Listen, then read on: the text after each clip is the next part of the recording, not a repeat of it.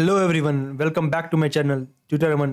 Today we are going to discuss procedure for administration of criminal justice in India.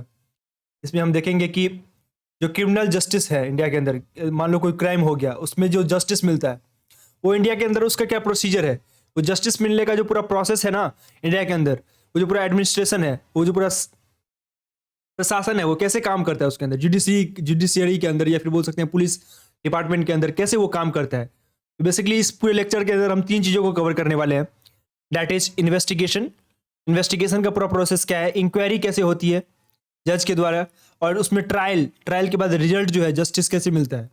ठीक है, तो ये तीन चीज़ों को हम बेसिकली डिटेल वे में देखेंगे कि ये तीनों चीज़ें होती कैसे हैं, कौन से सेक्शन के अनुसार क्या बोला गया है, इसमें जज किसके पास कितनी पावर है, जज क्या बोल सकता है, पुलिस क्या कर सकते हैं इन सभी मामलों के अंदर।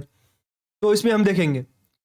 तो आशा करता हूं कि आप सब बने रहेंगे और इस वीडियोस को लास्ट तक देखेंगे। और अभी हम कवर कर रहे हैं your laws and your right, जो कि बीए प्रोग्राम के अंदर 5th सेमेस्टर में है।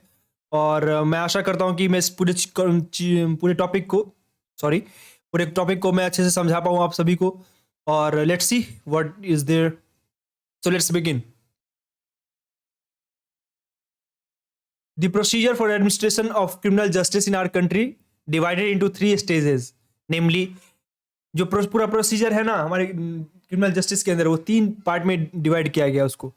जो 3 स्टेजेस हैं बेसिकली पूरे जस्टिस मिलने का। जो क्रिमिनल एक्टिविटीज वाले मामलों में जो जस्टिस मिलता है वो 3 पार्ट से, बेसिक 3 इंपॉर्टेंट स्टेप से होकर गुजरता है। कौन कौन सा?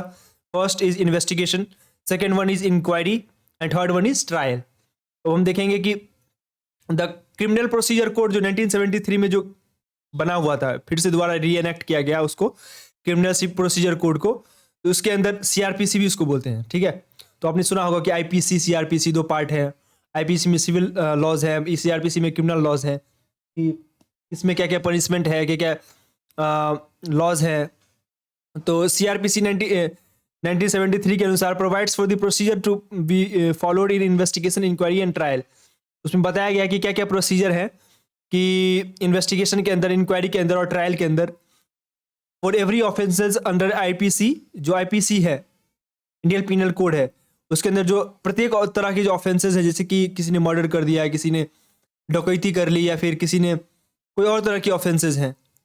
ठीक है, तो उसके अंदर इंडियन पीनल कोड के अंदर जो भी ऑफेंसेस के रिगार्डिंग जो लॉज हैं, तो उसके अनुसार ये तीन चीज़ों को समझने की कोशिश करेंगे कि इन्वेस्टिगेशन, इंक्वायरी और ट्रायल में क्या क्या चीज़ होना है अंडर अदर लॉ। ठीक है, या फिर कोई अदर लॉ के अनुसार भी क्या क्या है सीआरपीसी के अंदर। ठीक है, तो सीआरपीसी को हम बेसिकली पढ़ने वाले हैं इसके अंदर, जो कि इंडियन पीनल कोड का ही एक पार्ट है और 1973 में इसको इनेक्ट किया गया। ठीक है, the procedure of the administration, there are certain basic terms one should be aware of being.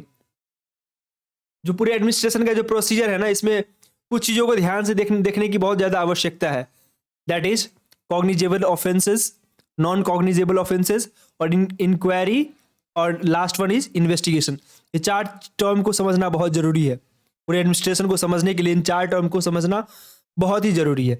तो कॉग्निजेबल ऑफेंसेस क्या होते हैं, नॉन कॉग्निजेबल ऑफेंसेस क्या होते हैं, इंक्वायरी क्या होती है, और इन्वेस्टिगेशन इसके अंदर कैसे होते हैं। तो हम एक एक करके इन सभी चीज़ों को समझने की कोशिश करेंगे।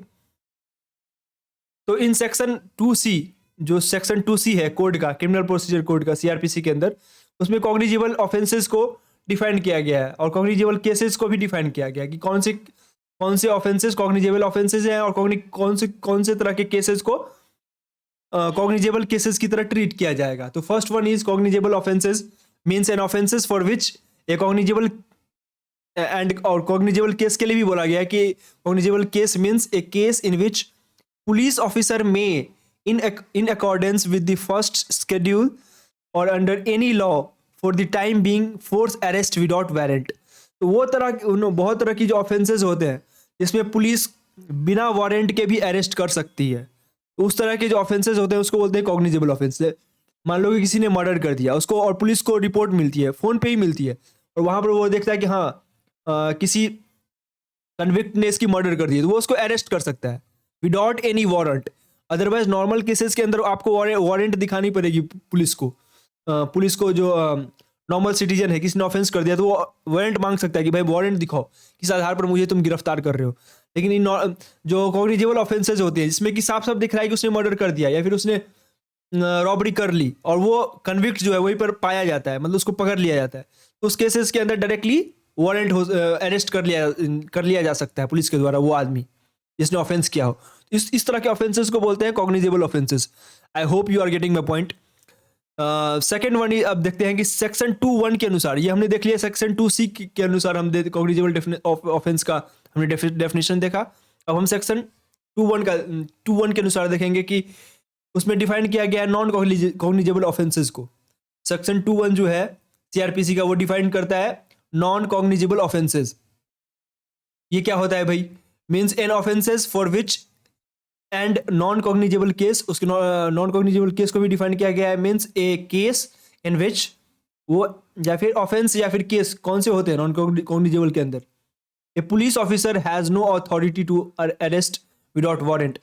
नॉर्मल तरह के जो केसेस होते हैं जिसमें क्रिमिनल एक्टिविटी हुई है, वहां भी कोई ना कोई ऐसा गलत काम हुआ है, ऑफेंस हुआ है, लेकिन उस हाई लेवल की क्राइम नहीं हुई है कि पुलिस डायरेक्टली उसको अरेस्ट कर ले या फिर बिना वारंट के, तो वहां पे पुलिस को वारंट दिखानी पड़ती है। तो वो सभी केसेस, वो सभी मामले जहां पर पुलिस को बिना वारंट के अरेस्ट नहीं कर सकती है पुलिस किसी भी आदमी को, वो सारे केसेस कौन से हो गए? नॉन कॉग्निजेबल ऑफेंसेस के अंदर आते हैं। वो सारे ऑफेंसेस नॉन कॉग्निजेबल हो गए, वो सारे केसेस नॉन कॉग्निजेबल केसेस हो गए, ठीक है, जहां पर पुलिस बिना वारंट के अरेस्ट नहीं कर सकती है। किसी ने मान लो फोन कर दिया कि ये मेरे साथ गलत कर रहा है, वहां पुलिस पहुंची और देखती है कि कोई इतनी बड़ी बात नहीं है, नॉर्मल सी बात है, तो वहां पर पुलिस डायरेक्टली अरेस्ट नहीं कर सकती है। यदि पुलिस अरेस्ट करना भी चाहे तो वो आदमी बोल सकता है किस आधार पर अरेस्ट कर रहे हो, राइट? तो नॉन कॉग्निजेबल ऑफेंसेस वो ऑफेंसेस होते हैं जहाँ पर बिना वारंट के आप अरेस्ट नहीं कर सकते। आपको मजिस्ट्रेट से लिखवा के लानी पड़ेगी तभी जाके वारंट जारी होता है। वारंट जो जारी होता है वो कौन वारंट जारी करता है?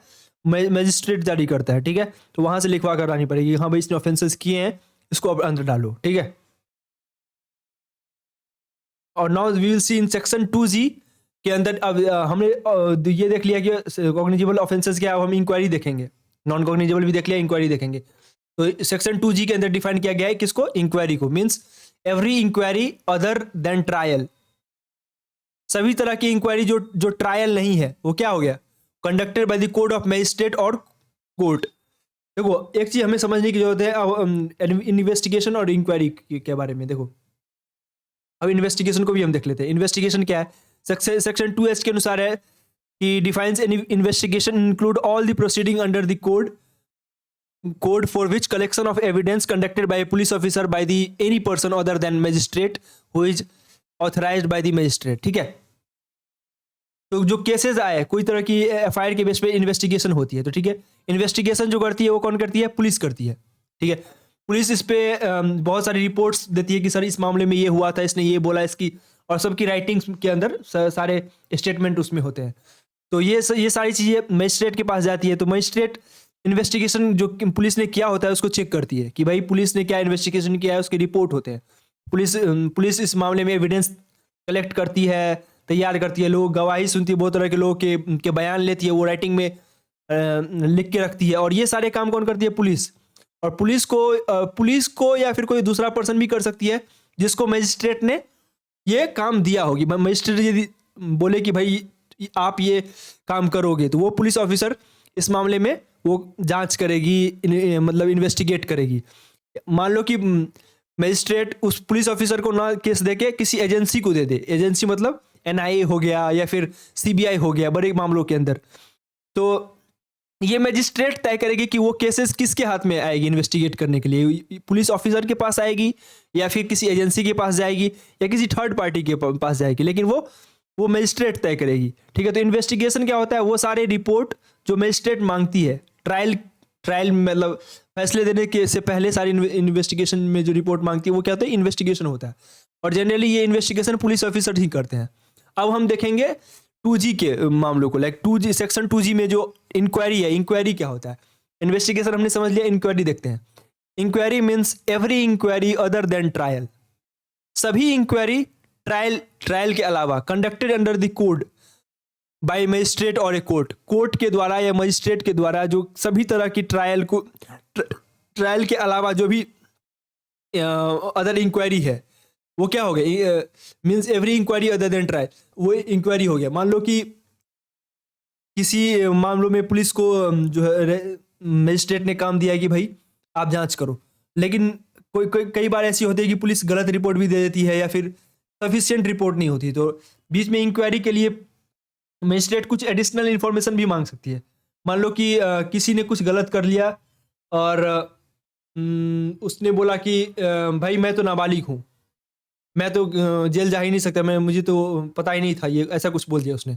तो अब इन्वेस्टिगेशन हो गई कि गलत काम इसी ने किया, लेकिन अब बात आ गई कि और इसकी रिपोर्ट भी गई मजिस्ट्रेट के पास कि भाई हाँ ऑफेंस तो इसी ने किया, लेकिन अब ये बोल रहा है कि वो नाबालिग है, he is not adult, he is not an adult.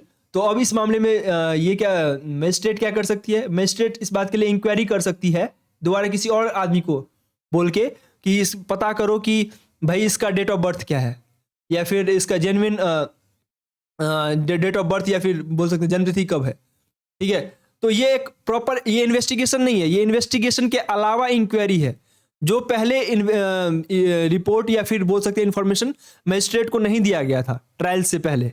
ठीक है, तो इन्वेस्टिगेशन जो नॉर्मल रिपोर्ट पुलिस देती है वो, और केस के मामलों के बीच में यदि कोई किसी चीज़ की जरूरत पड़ गई और उसमें यदि मजिस्ट्रेट ने किसी और आदमी को या तो पुलिस को या फिर किसी और आदमी को कोई एडिशनल काम दे दे कि भाई ये आप इसके बारे में पता करके मुझे बताओ, या फिर इस पर कोई बात है तो जो क्या रियलिटी है उस पर हमें वो करो, इन्फॉर्म करो। ठीक है, तो इस चीज़ को जो वो करे, मतलब के बारे में जो मजिस्ट्रेट जानती है, इसको बोलते हैं इंक्वायरी। इन्वेस्टिगेशन आप समझ गए होंगे कि क्या डिफरेंस है। Investigation is basically a normal procedure which is done by the police officer of that area और may be any other agency और any other person and the authorized by the magistrate. लेकिन inquiry क्या है, inquiry है every inquiry जो कि additional information की जरूरत पड़ सकती है और वो मजिस्ट्रेट मांग सकती है, तो वो इंक्वायरी हो गया। ठीक है, therefore for a dispute to be resolve this said case has no go to 3 stages. तो कोई भी डिस्प्यूट जो है, कोई भी मामला को रिजॉल्व करने के लिए वो केस 3 स्टेज से गुजरती है, जैसे कि हम पहले बता चुके हैं। दैट इज इंक्वायरी, इन्वेस्टिगेशन, ठीक है, and after this process completed the judgement of the court is passed. ये 2 प्रोसेस, इंक्वायरी इन्वेस्टिगेशन होने के बाद कोर्ट जजमेंट पास करती है, उसी को क्या बोला जाता है, उसको ट्रायल बोलते हैं, डिफरेंट ट्रायल के द्वारा पास्ड बाय द जजेस who decided the case and it's outcome, और उसके बाद जजमेंट दिया जाता है और आउटकम आता है। ठीक है, although he said the process is appear to be simple on plane of paper, ये this is not of any work, this statement has no any importance. ठीक है, तो बेसिकली क्या होता है कि इन्वेस्टिगेशन और इंक्वायरी के बाद ट्रायल के थ्रू जजमेंट आता है। ठीक है, और वो जज उसके बाद रिजल्ट सुनाती है। तो ये 2, आई होप कि आपका ये तीनों चीज़ क्लियर हो गया होगा। और now we will see investigation is, investigation क्या होता है। अब मैं जैसे कि मैंने पहले बोला कि investigation is a preliminary stages, right, preliminary stages है, वो पहला स्टेज है। इन्वेस्टिगेशन पहले मजिस्ट्रेट बोलेगी करने के लिए, कंडक्टेड बाय द पुलिस, किसके द्वारा होती है, वो पुलिस के द्वारा होती है, and usually start after the recording of the FIR, first information report in the police station in respect of the cognizable offences shall be conduct reduce to writing. जो कि मैंने पहले भी बता दिया है कि पहले जो है जब किसी आदमी ने कंप्लेन फायर किया FIR के अंदर, ठीक है, उसने FIR दर्ज की पुलिस स्टेशन के अंदर, और वो उसके पास मजिस्ट्रेट के पास गया, वो चीज़ उसको पेश किया गया। अगर वो कॉग्निजेबल ऑफेंस है, अगर कोई ऐसी बड़ी घटना है, तो उसको राइटिंग में सब कुछ दर्ज कराया जाता है FIR को। ठीक है, या फिर किसी ने बोला तो पुलिस ऑफिसर का काम है कि वो उसको लिखे, या फिर किसी ने लिखवाया तो लिख के दो एप्लीकेशन, लेकिन वो राइटिंग में होना चाहिए। ठीक है, तो ये काम होने के बाद मजिस्ट्रेट क्या करती है, उसको फिर और उस पेपर पर इन्फॉर्मेंट जो आदमी बोल रहा है उसका साइन होना चाहिए, जिसने कंप्लेंट फाइल की है उसका साइन होना चाहिए। ठीक है, और रजिस्टर में भी उसको वो दर्ज होना चाहिए, उसका एक रिसीट आता है, वो आप ले सकते हैं। इतना काम होता है फर्स्ट इन्फॉर्मेशन रिपोर्ट में। और इतना होने के बाद, ये पहला स्टेज है, उसके बाद फिर इन्वेस्टिगेशन होता है, जो कि क्या है, प्रीलिमिनरी स्टेज है। ठीक है, और ये किसके द्वारा कंडक्ट कराया जाता है, मजिस्ट्रेट के द्वारा कंडक्ट किया जाता है, कराया जाता है, और किया किसके द्वारा जाता है, पुलिस के द्वारा किया जाता है। और कब किया जाता है, FIR मिलने के बाद, FIR अवेलेबल होने के बाद ये काम शुरू किया जाता है। FIR आने के बाद इन्वेस्टिगेशन स्टार्ट हो सकता है, बेसिकली आप ऐसे कह सकते हैं। ठीक है, और इसकी ऑर्डर कौन देता है? इसका ऑर्डर देता है वो मजिस्ट्रेट, ठीक है। सेक्शन 156 का जो पार्ट 1 है, require the concern officer to investigate fact and circumstances of any cases without any order from the magistrate in this behalf, ठीक है। यदि कॉग्निजेबल ऑफेंस है, अगर कोई ऐसी बड़ी घटना है, तो सेक्शन 156 का जो पार्ट 1 है उसके अनुसार इसमें पुलिस ऑफिसर डायरेक्टली जाके इन्वेस्टिगेट कर सकती है, बिना मजिस्ट्रेट के ऑर्डर के बिना या फिर उनके अलाउंस के बिना भी वो जा सकती है और उस बिहाफ पे इन्वेस्टिगेट कर सकती है। और सेक्शन 157 है, वो क्या बोलती है? Of the code provides for the procedure for investigation which is as 157 ये बोलती है कि प्रोसीजर फॉलो करने का इन्वेस्टिगेशन का जो है, in the officer in charge of a police station suspect the commission of an offence. अगर पुलिस इंचार्ज जो उस पुलिस स्टेशन के अंदर है वो उसको यदि शक होता है कि कोई ऑफेंस हुआ है, from the statement of FIR, कि एफआईआर लिखाने के बाद एफआईआर के शब्दों से या इस तरह के मामलों से यदि उसको ऐसा लगा कि भाई हाँ ऑफेंस हुआ है, और व्हेन द मजिस्ट्रेट डायरेक्ट और अदरवाइज, और या फिर मजिस्ट्रेट ने उसको बोला कि भाई ये कॉग्निजेबल ऑफेंस है, इसमें आपका इंटरप्शन जरूरी है, आपका इन्वेस्टिगेशन जरूरी है, तब जाके प्रोसीजर स्टार्ट कर सकती है पुलिस। दो मामलों में, यदि पुलिस को खुद लग जाए कि हाँ भाई ये कोई बड़ा केस है, कॉग्निजेबल ऑफेंस है, इसमें कर सकते हैं इन्वेस्टिगेट, या फिर मजिस्ट्रेट के अलाउंस से, अगर छोटा केसेस भी है, नॉर्मल केसेस भी है, और मजिस्ट्रेट ने बोला कि इन्वेस्टिगेट करना है, तो पुलिस जाकर इन्वेस्टिगेट करेगी, ठीक है। तो ये दो चीज़ों पर डिपेंड करता है। और any subordinate officer in duty bond to proceed the spot to investigate fact, और या फिर कोई सबऑर्डिनेट ऑफिसर भी है तो वो भी इस बात के लिए बॉन्डेड है, इस बात के लिए वो उत्तरदायी है कि वो जाके स्पॉट पर इन्वेस्टिगेट करे फैक्ट्स का and circumstances of the case, और क्या हो रहा है उस केस के मामलों में, क्या हुआ या हो रहा है, इसका जानकारी लेने के लिए उसको जाना पड़ेगा, ठीक है। And if necessary take measures of the discovery and arrest of the offender, और अगर जरूरत पड़ी तो उस केसेस के अंदर पुलिस किसी की भी तलाशी ले सकती है, और किसी भी ऑफेंडर का जिसने ऑफेंस किया है, जिसने कोई कानून को तोड़ा है, उसको अरेस्ट भी कर सकती है। तो ये पावर पुलिस के पास है सेक्शन 157 के अनुसार, ठीक है। Discovery and arrest of the suspected offender, अब देखो इसके बारे में हम देखेंगे कि ये देखा हमने कि डिस्कवरी हो सकती है और अरेस्ट भी क्या हो सकता है। अब हम देखेंगे कि इसके ये कैसे हो सकता है, ठीक है। तो discovery and arrest of the suspected offender, collection of the evidence relating to the commission of offense which may consist of the examination of various person including the accused and the taking of their statement in writing, ठीक है। तो discovery जो है वो उसके घर पे भी, या जहाँ वो काम हुआ करता है, या फिर कि जिस स्पॉट पे ये हुआ वहाँ पे डिस्कवरी, तलाशी हो सकती है, अरेस्ट हो सकती है, ठीक है। और जो ऑफेंडर है जो उसमें जो जिस पर शक है कि इसने ऑफेंस किया है या फिर जो उसने सच में भी किया है, उसका राइटिंग में बयान ले सकती है कि कैसे हुआ, क्या हुआ, किसने, ये मामला हुआ कैसे एक्चुअली। तो पूरा एक तरीके का जो भी केसेस है वो राइटिंग में लिया जाएगा। And the search of the places और seizure of things considered necessary for the investigation, और जो उस मौका वारदात पर सर्च के बाद, तलाशी के बाद कुछ चीज़ों को पुलिस सीज कर सकती है, जैसे कि किसी ने बंदूक से, मान लो किसी ने गोली चला दी और कोई घायल हो गया तो बंदूक सीज कर सकती है। कोई बाइक से ठोकर वोकर लग गई, एक्सीडेंट हो गई, कोई मर गया, तो टेम्परेरीली बाइक या कार से को भी वो सीज किया जा सकता है, ठीक है। तो ये सब चीज़ें आपने देखा होगा कि कई बार गाड़ी से ठोकर लग जाती है तो गाड़ी को सीज कर लिया जाता है, चाहे वो 4 व्हीलर हो या फिर 2 व्हीलर भी हो। तो ये सीजर ऑफ ये कोर्ट में के अनुसार हो रहा है, ये लॉ के अनुसार ही हो रहा है। इसमें लिखा गया है साफ साफ कि इस चीज़ों को सीज कर सकते हैं इन्वेस्टिगेशन के दौरान, ठीक है। ये पार्ट है इन्वेस्टिगेशन का, डिस्कवरी और कलेक्शन ऑफ एविडेंस। ये कलेक्शन ऑफ एविडेंस के अंदर आता है, एविडेंस के कलेक्शन के मामले में आता है ये, कि इसको डिस्कवरी करो, कि तलाशी लो और चीज़ों को सीज कर लो यदि ऐसे कुछ है तो। The investigation procedure ends with a submission of a police report to magistrate under section 173। और ये इन्वेस्टिगेशन का जो पार्ट है, पूरा प्रोसीजर है, वो कहाँ जाकर खत्म होती है? पुलिस जब ये पूरा रिपोर्ट जो है मैजिस्ट्रेट को सौंप देती है, तब जाके ये पूरा प्रोसेस खत्म हो जाती है, ठीक है। तो इन्वेस्टिगेशन का पूरा प्रोसीजर कहाँ जाकर खत्म होती है? पूरा जो डिस्कवरी हुआ, एविडेंस कलेक्ट कर लिया, इस पे के आधार पर जो बयान लिए उसने, जो राइटिंग में, और जो चीज़ें उसको मिली, जो बाकी सब चीज़ें जो उसने एविडेंस के तौर पर कलेक्ट करी, ये सब जाकर मजिस्ट्रेट को सौंप दिया जाता है, और ये रिपोर्ट उसको सौंप दी जाती है कि मजिस्ट्रेट को। तो ये इन्वेस्टिगेशन का प्रोसेस वहाँ जाकर ख़त्म होती है। ये किस सेक्शन के अनुसार हो रहा है? ये सबमिशन ऑफ रिपोर्ट जो है मजिस्ट्रेट को, ये सेक्शन 173 के अनुसार हो रहा है।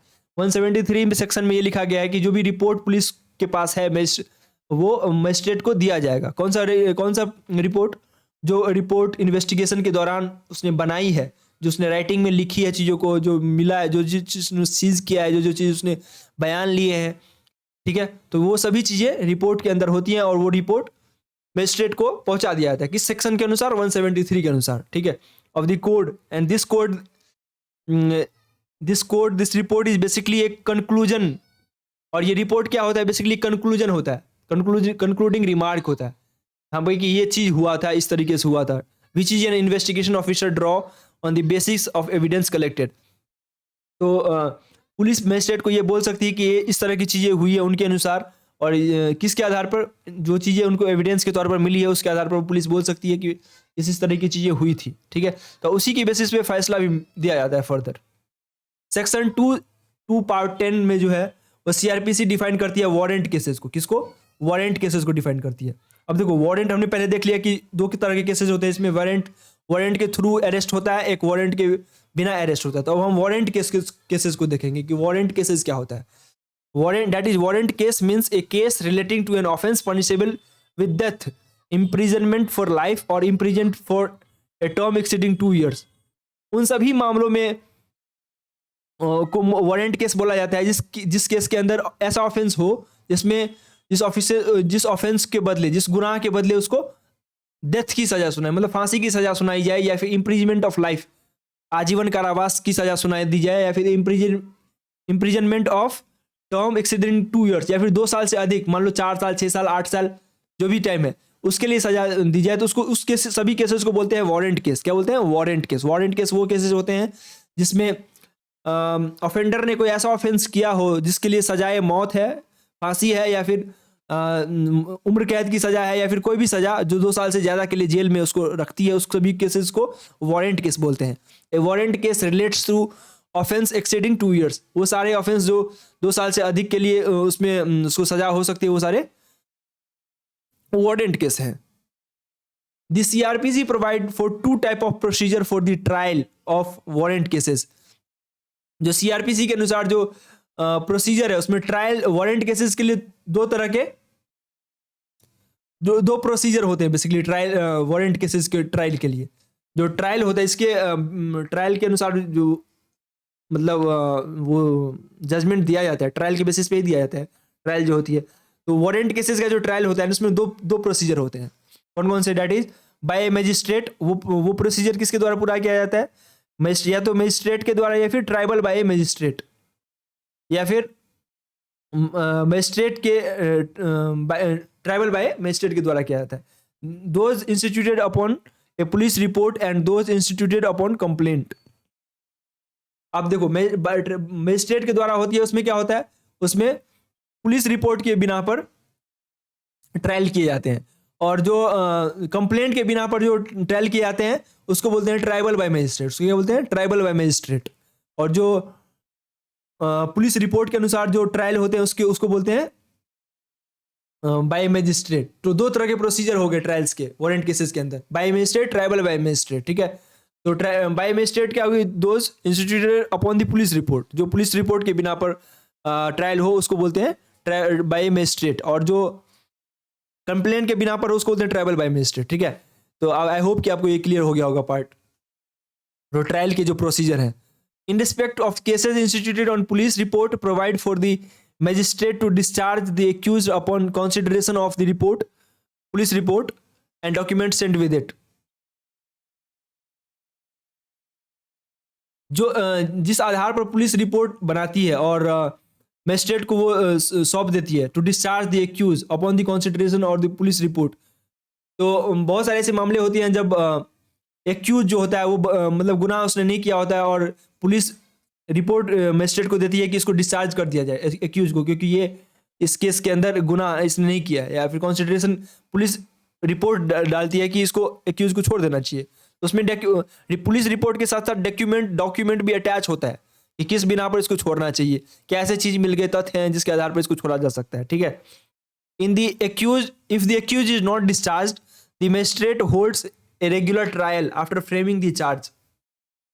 अगर मान लो कि मजिस्ट्रेट को ऐसा लग रहा है कि वो अभी ट्रायल कंटिन्यू करेंगे, ये सेशन कंटिन्यू होगा और अभी उनको केसेस को और भी समझने की ज़रूरत है, डीपली जाने की ज़रूरत है, तो अगर एक्यूज जो है, अगर गुनाहगार मान लो जिस पर शक है उसको डिस्चार्ज नहीं किया जा रहा है, तो मजिस्ट्रेट का ये ड्यूटी है कि रेगुलर ट्रायल होल्ड करे बीचेज में, ताकि एटलीस्ट किस आधार पर उस आदमी को नहीं छोड़ा जा रहा है ये पता लग सके, ठीक है। After framing the charge etcetera, अगर चार्जेस हैं और मजिस्ट्रेट ऐसे चार्जेस मान रही कि ऐसा है, तो उसको उसके लिए रेगुलर ट्रायल को होल्ड करना जरूरी है। अगर एक पुलिस बोल रही है कि छोड़ देना चाहिए और मजिस्ट्रेट उसको रखना चाह रहे हैं अभी, तो उसके लिए उस मजिस्ट्रेट को कंटिन्यूसली रेगुलर ट्रायल होल्ड करना, मतलब कंटिन्यू करना पड़ेगा। लाइफ इम्प्रिजनमेंट और the imprisonment for term exceeding 7 years, the trial is conducted in station court after being committed. जिन सभी मामलों में सजाए मौत की सजा होती है या फिर 7 साल से ऊपर की सजा मिलती है, उसको सेशन कोर्ट के अंदर कमिट मतलब फैसले दिया, उसका फैसला सेशन कोर्ट के अंदर दिया जाता है। तो वो सभी ऑफेंसेस जिसमें सजाए मौत होती है या फिर सजाए 7 ईयर से ज़्यादा के लिए सजा होती है, वो सभी सेशन कोर्ट के अंदर उसके फैसले दिए जाते हैं। ए समन केस मीन्स, अब हम देखेंगे समन केस क्या होता है। A summons case means a case relating to an offence not being a warrant case, implying all cases relating to offenses punishable with imprisonment not exceeding 2 years. तो summon cases means वो warrant, summon cases basically warrant case से related होता है, जो वो सभी cases जो जिसमें सजाए 2 साल से अधिक के लिए नहीं है, वो सब क्या है, समन केसेस भी हैं। Summons cases basically warrant case ही होता है। Summons cases means a case relating to an offence not being a warrant case, implying all cases relating to offenses punishable with, वो सभी वारंट केसेस जिसमें सजा 2 साल से अधिक के लिए नहीं है, वो सब क्या हो गए, वो सब वारंट केस के साथ साथ उसको समन केसेस भी बोला जाता है। In respect to summon cases there are no need to frame a charge, summon cases के अंदर कोई चार्ज लगाने की जरूरत नहीं है। The court gives substance of the accusation which is called notice to the accused when the person appears in the pursuance of the summons, ठीक है। तो कोर्ट उसको नोटिस देती है, किसको, एक्यूज को, जो आदमी एक्यूज है, जिस पे ब्लेम लगाया जा रहा है कि इसने 2 साल जिसको सजा मिलती है, उसको नोटिस डालती है। The provision according to the procedure to be followed in summon cases is dealt under section 251 to 259 of CRPC। Summon cases के जितने भी फैसले हैं या फिर जितने भी सेक्शन है, वो सभी 251 से 259 के अंदर है CRPC में। समन केसेस अभी हम देख रहे हैं और इसमें पुलिस जो है वो नोटिस देती है एक्यूज को after that person परस्यूएंस of the summons, ठीक है। और ये सभी केसेस टू सेक्शन 251 से 259 के अंदर है, कहाँ पे, CRPC के अंदर। तो that's it for today. Summon cases basically हमारे सिलेबस में नहीं था, फिर भी मैंने इसको कवर किया। बेसिकली हमें इन्वेस्टिगेशन और इंक्वायरी और ट्रायल को हमें देखना था, और हमने उसको देखा कि ये कैसे होता है, कैसे मजिस्ट्रेट और पुलिस डिपार्टमेंट का क्या क्या रोल होता है इसके अंदर। I hope you understand and I tried it up to my level, जहाँ तक मुझे आती है, क्योंकि लॉ मेरा पर्सनली सब्जेक्ट नहीं रहा है, तो मैंने पूरी कोशिश की कि मैं इसको अच्छे से समझा पाऊँ, एंड आई होप कि मैंने समझाया है। So thank you for watching this video. और your laws and your rights के जितने भी दूसरे वीडियोज़ हैं वो भी मैंने कवर किए मेरे चैनल पर, तो आप जाकर विजिट कर सकते हैं। आई होप कि आप दूसरे वीडियोज़ रिलेटेड वीडियोज़ भी आप वहाँ पर आपको मिल सके। सो thank you for watching again, and if you really like this video please like, share and subscribe. Thanks.